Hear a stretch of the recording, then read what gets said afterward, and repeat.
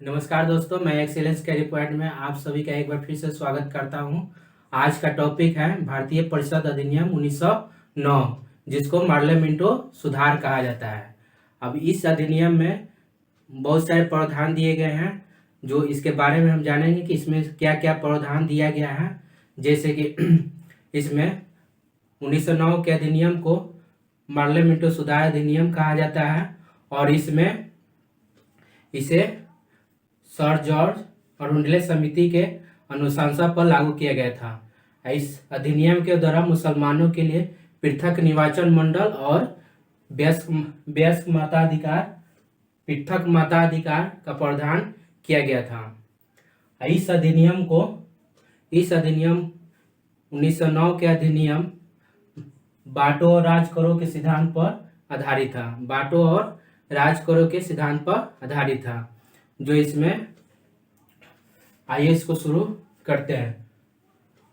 1909 के अधिनियम को पार्लियामेंटो सुधार अधिनियम कहा जाता है। मार्ले भारत सचिव था और मिंटो भारत का वायसराय था।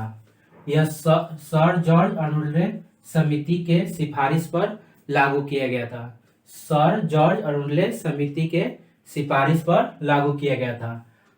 यह अधिनियम 1909 के अधिनियम फूट डालो और राज करो के सिद्धांत पर आधारित था। फूट डालो और राज करो के सिद्धांत पर आधारित था। फूट डालो और राज करो के सिद्धांत पर आधारित था। यह अधिनियम लाया गया था 1892 के अधिनियम के दोषों को दूर करने के लिए लाया गया था। 1892 के अधिनियम के दोषों को दूर करने के लिए लाया गया था। इसी अधिनियम में मुसलमानों के लिए पृथक निर्वाचन मंडल और पृथक मताधिकार का प्रावधान किया गया। पृथक निर्वाचन मंडल और पृथक मताधिकार का प्रावधान किया गया। ऐसी पृथक निर्वाचन मंडल के मांग को स्वीकार करने के बाद मार्ले ने मिंटो द्वितीय से कहा था कि पृथक निर्वाचन मंडल द्वारा नाक के दांत को बो रहे हैं। पृथक निर्वाचन मंडल द्वारा नाक के दांत बो रहे हैं। तो किसने कहा था? मिंटो द्वितीय से तो मार्ले ने कहा था। इसी के तहत भारत में प्रत्यक्ष निर्वाचन प्रणाली का प्रावधान लाया गया। प्रत्यक्ष निर्वाचन प्रणाली का प्रावधान लाया गया। इस अधिनियम द्वारा 1909 के अधिनियम द्वारा भारतीय सदस्यों को वायसराय के कार्यकारिणी परिषद में सदस्य बनने का अधिकार दिया गया। अब पूछे है कि किस अधिनियम द्वारा भारतीय वायसराय के कार्यकारिणी परिषद में सदस्य बनने का अधिकार दिया गया? तो 1909। भारतीय वायसराय कार्यकारिणी परिषद के सदस्य बनने वाले प्रथम भारतीय थे सत्येंद्र प्रसाद सिन्हा। सत्येंद्र प्रसाद सिन्हा, जिनको शॉर्ट में एसपी सिन्हा भी कहा जाता है। एसपी सिन्हा भी कहा जाता है। एसपी सिन्हा भी कहा जाता है।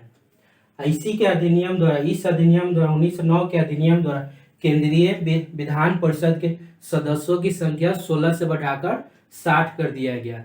केंद्रीय विधान परिषद में सदस्यों की संख्या 16 से बढ़ाकर 60 कर दिया गया। केंद्रीय विधान परिषद में सदस्यों की संख्या 16 से बढ़ाकर 60 कर दिया गया। और पूछे कि प्रांतीय विधानसभा में सदस्यों की संख्या कितना कर दिया गया? तो 50 कर दिया गया। प्रांतीय विधान सभा में सदस्यों की संख्या 50 कर दिया गया। 50 कर दिया गया। और यह भी पूछा है कि सांप्रदायिकता का पिता किसे कहा जाता है? तो मिंटो द्वितीय को कहा जाता है। सांप्रदायिकता का पिता मिंटो द्वितीय को कहा जाता है। सांप्रदायिकता का पिता मिंटो द्वितीय को कहा जाता है।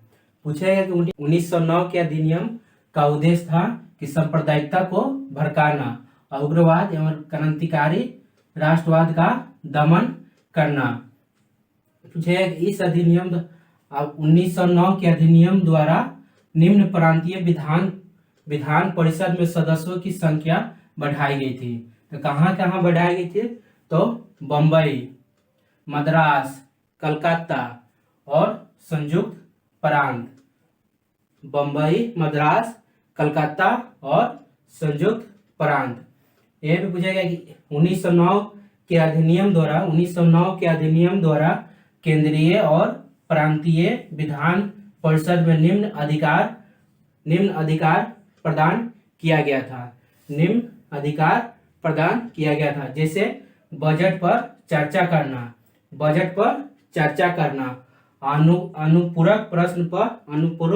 अनुपूरक प्रश्न पूछना और लोकहित के विषय में चर्चा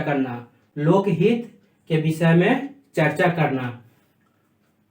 पूछे है कि नरमपंथियों को संतुष्ट करने के लिए कौन सा अधिनियम लाया गया था, तो 1909 या 1909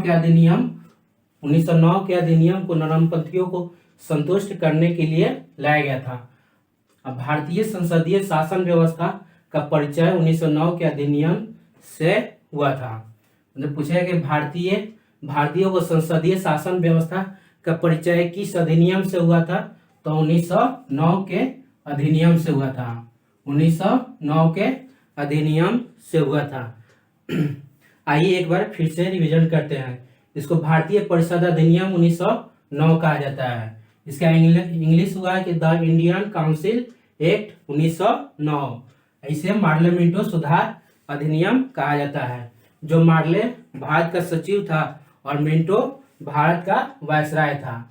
पूछेगा कि किस समिति के सिफारिश पर 1909 के अधिनियम को लागू किया गया था, तो सर जॉर्ज अरुंडले समिति के सिफारिश पर 1909 के अधिनियम लागू किया गया था। पूछेगा कि यहीं पर पूछेगा किस अधिनियम के दोषों को दूर करने के लिए लाया गया था, तो 1892 के अधिनियम को दूर करने के लिए लाया गया था। 1892 के अधिनियम को दूर करने के लिए लाया गया था। यह पूछेगा मुस्लिमों के लिए पृथक निर्वाचन मंडल और पृथक मताधिकार का प्रावधान किस अधिनियम के द्वारा दिया गया, तो 1909 के अधिनियम के द्वारा दिया गया। मुसलमानों के लिए पृथक निर्वाचन मंडल और पृथक मताधिकार का प्रावधान किस अधिनियम द्वारा दिया गया, तो 1909 के अधिनियम द्वारा दिया गया।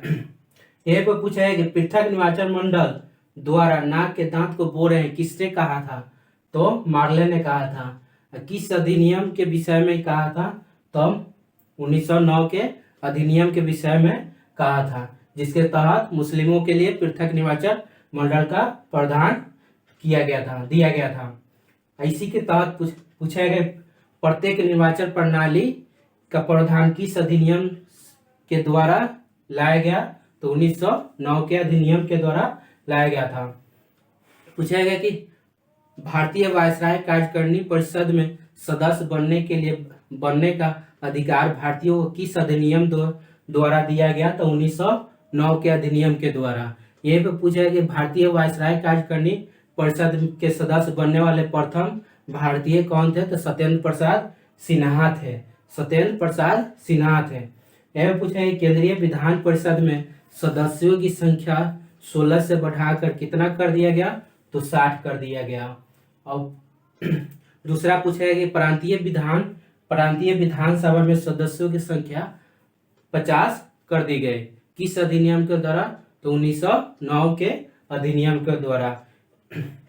पूछा है कि सांप्रदायिकता का पिता किसे कहा जाता है, तो मिंटो द्वितीय को कहा जाता है। सांप्रदायिकता का पिता मिंटो द्वितीय को कहा जाता है। पूछा है कि 1909 के अधिनियम का उद्देश्य क्या था, तो सांप्रदायिकता को भड़काना और उग्रवाद एवं क्रांतिकारी राष्ट्रवाद का दमन करना। इसका उद्देश्य क्या था, 1909 के अधिनियम का उद्देश्य क्या था, तो सांप्रदायिकता को भड़काना और उग्रवाद एवं क्रांतिकारी राष्ट्रवाद का दमन करना। यह पूछा है कि किस अधिनियम द्वारा प्रांतीय विधान परिषद में सदस्यों की संख्या बढ़ाई गई थी, तो 1909 के अधिनियम द्वारा बढ़ाई गई थी। अब कौन से राज्य में बढ़ाया गया था, तो बम्बई, मद्रास, कलकत्ता, संयुक्त प्रांत, जो कि वर्तमान में यूपी के नाम से जाना जाता है। पूछा है कि बजट पर चर्चा का अधिकार किस अधिनियम द्वारा दिया गया? तो 1909 के अधिनियम द्वारा दिया गया। बजट पर चर्चा करने का अधिकार किस अधिनियम द्वारा दिया गया? तो 1909 के अधिनियम द्वारा दिया गया।